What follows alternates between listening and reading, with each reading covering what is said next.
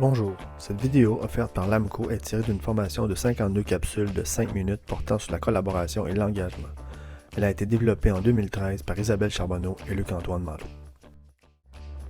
Bienvenue à ce clip qui, pour moi, est super important sur la construction de la réalité subjective des individus avec qui on travaille, puis de nous-mêmes. Chaque personne construit sa réalité d'une façon différente, puis en communication, deux personnes, on s'aperçoit que souvent, ils n'ont pas les mêmes références pour les mêmes mots, et chacun, l'expérience qu'ils vivent est une expérience complètement différente à l'intérieur pour chacun. Donc, comment on construit notre réalité? La première chose qu'il faut comprendre, c'est qu'on a un système de perception, puis tout le monde a le même système de perception. J'ai 5 sens. J'ai le visuel, l'auditif, le kinesthésique, l'olfactif et le gustatif. Puis je pense que dans ces 5-là, il y en a juste un qu'il faut que je précise, c'est le kinesthésique. Le kinesthésique, c'est le senti, c'est la peau, c'est le toucher, c'est l'émotion. C'est cette dimension-là qui doit, comme les autres sens, qui fait partie de mon système de perception, puis qui me permet après ça de construire ma réalité. Et après ça, j'ai mon système de représentation. Donc, à partir de ces 5 sens-là, je construis à l'intérieur de moi la réalité qui va me permettre, après ça, de m'exprimer. Mais j'ai 5 filtres, en fait 6 filtres que je vais vous parler, qui sont majeurs, puis qui font en sorte que pour chacun de nous, il y a une grande différence entre le système de perception et le système de représentation que je vais avoir à l'interne. Le premier, c'est ma génétique.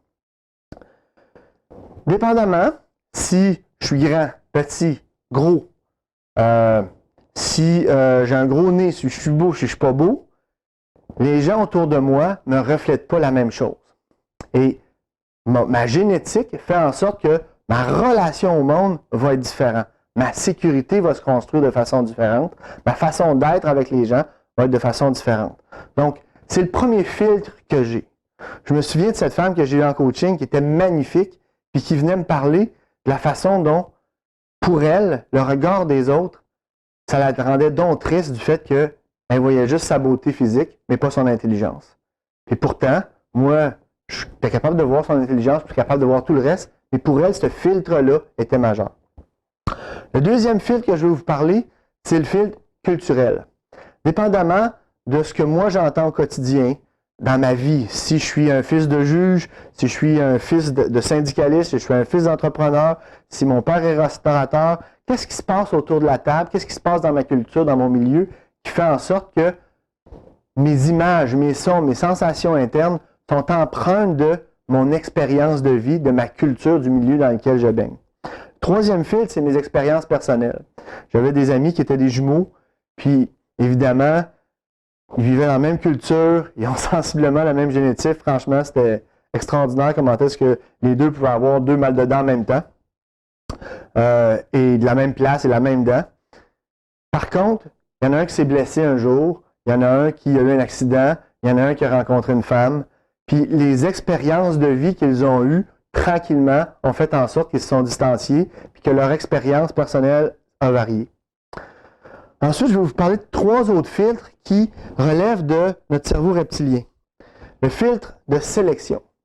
Premièrement, on a à peu près entre 45 et 65 000 pensées par jour, puis dans ça, j'ai à peu près toujours les mêmes idées et les mêmes réflexions qui reviennent. Est-ce que vous pensez qu'on a ensemble les mêmes réflexions? Je pense pas. Donc, à chaque moment, à chaque instant, dans mon environnement, je fais des choix en fonction de ce que je vois. En ce moment, juste devant moi, avec les caméras, avec les amis qui sont là, j'ai au moins 1 millier de stimuli, puis je dois choisir lesquels je prends. Donc, nécessairement, s'il y avait une autre personne prête à ma place, je choisirais d'autres éléments, ferais une autre sélection. J'ai aussi un fil de distorsion qui me permet de créer, qui me permet d'imaginer, d'aller plus loin, de rêver. Puis ça, c'est un des fils qui est particulier à l'être humain, qui fait en sorte que moi, je peux me retrouver ici dans un studio, dans un sous-sol, dans un endroit où, s'il n'y avait pas eu de créativité, puis il n'y avait pas eu de l'imagination de pouvoir transformer ça, ça serait complètement différent.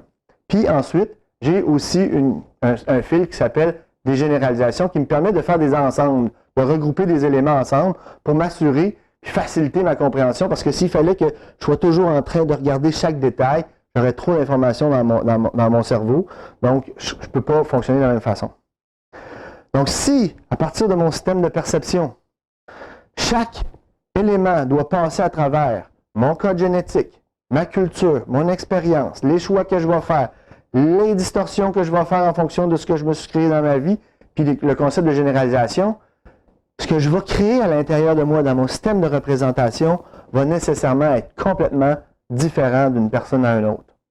C'est pour ça qu'il faut être très prudent sur les mots qu'on utilise.